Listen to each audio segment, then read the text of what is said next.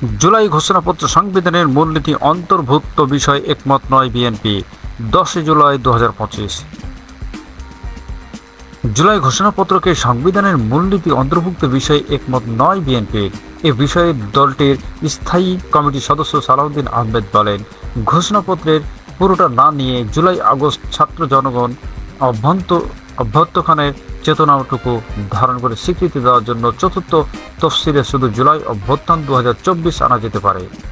অন্যদিকে সংবিধানের রাষ্ট্র পরিচালনার মূলনীতিতে জুলাই ঘোষণাপত্রে স্বীকৃতি ও কার্যকারিতা চাই জাতীয় নাগরিক পার্টি এনসিপি। আজ বৃহস্পতিবার রাজধানীর ফরেন সার্ভিস একাডেমিতে রাজনৈতিক দলগুলো দ্বিতীয় ধাপে সংলাপের 11তম দিনে আলোচনা শেষে সাংবিধানিক এই তথ্য জানান সালাউদ্দিন আহমেদ। বিএনপি নেতা সালাউদ্দিন আহমেদ বলেন, বাংলাদেশ সংবিধান 1972 সালের 16 ডিসেম্বর থেকে কার্যকর হয়। তখন কিন্তু স্বাধীনতার ঘোষণাপত্রের কার্যকারিতা শেষ।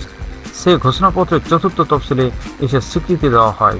প্রতিটি আইন কিন্তু সংবিধানে উল্লিখিত নয়। বলা হলো এটা তফসিলের থাকবে, এটাই লেজিটিমেসি অর্থাৎ বৈধতা স্বীকৃতি। তিনি আরও বলেন, ঘোষণাপত্র লিটারেচার হিসেবে ডকুমেন্টারি হিসেবে আর্কাইভে থাকে, সংবিধানের অন্তর্ভুক্ত থাকে না। 72 এর সংবিধান স্বাধীনতা ঘোষণাপত্রকে সংযুক্ত না করা এটা প্রমাণ করে ঘোষণাপত্র সংবিধানের অংশ হয় না। ঘোষণাপত্র হলো ঘোষণাপত্র, এটার রাজনৈতিক ঐতিহাসিক গুরুত্ব থাকে, এটা আর্কাইভে থাকে, এটাকে জাতি বিভিন্ন সময় বিভিন্নভাবে উল্লেখ করে স্মরণ করে। সালাউদ্দিন আহমেদ আরও বলেন, আমরা গণ অভ্যুত্থান 2024-এর গুরুত্ব মর্যাদা মহিমা ধারণ করি। আমরা এটাকে স্বীকৃতি দেই, সারা জাতি এটাকে স্বীকৃতি দেয়। এটাকে আমরা যথাযথ মর্যাদায় রাষ্ট্রীয়ভাবে স্বীকৃতি দিতে চাই। তিনি বলেন, জুলাই ঘোষণাপত্র সম্পর্কে একটি রাজনৈতিক দলের দাবিতে পরিপ্রেক্ষিতে সরকারের উপর দায়িত্ব বর্তাইতেছে। সরকার এখানে মধ্যস্থকারীর ভূমিকা নিয়ে এ ঘোষণাপত্র প্রণয়নের উদ্যোগ নিয়েছে। আমরা ইতিপূর্বে সেই রকম একটা প্রস্তাব পাওয়ার পরে গত 12 ফেব্রুয়ারি দুজন উপদেষ্টার কাছে আমি নিজেই আমাদের দলের পক্ষ থেকে সিদ্ধান্ত অনুসারে ঘোষণাপত্রের বিষয়ে আমাদের মতামত সংবলিত একটা ড্রাফট অর্থাৎ লিখিত বক্তব্য হস্তান্তর করেছিলাম, কিন্তু আমরা তার কোনো ফিডব্যাক পাইনি।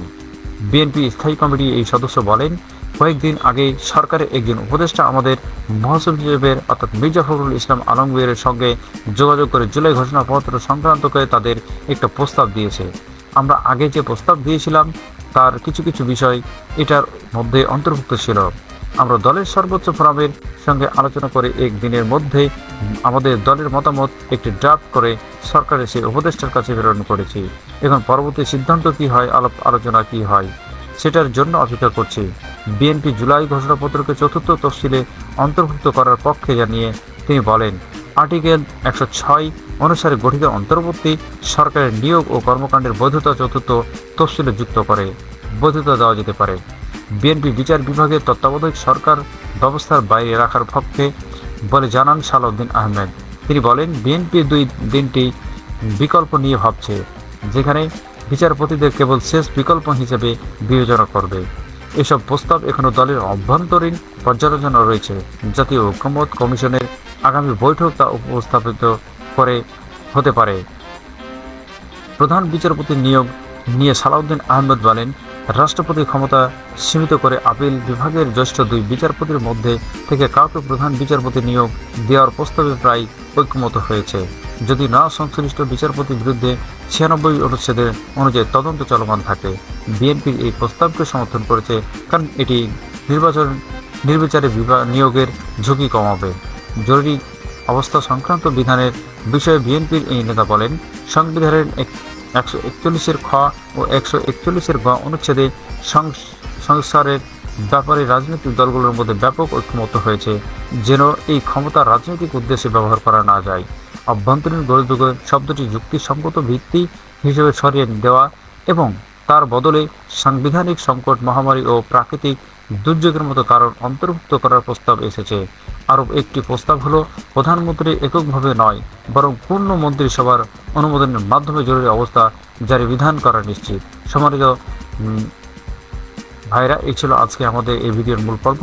পরবর্তীতে আবারও আপনাদের সাথে অন্য একটি নিউজ নিয়ে আপনাদের সামনে আসবো। সে প্রত্যাশায় দেখার আমন্ত্রণ জানিয়ে শেষ করছি। আসসালামু আলাইকুম।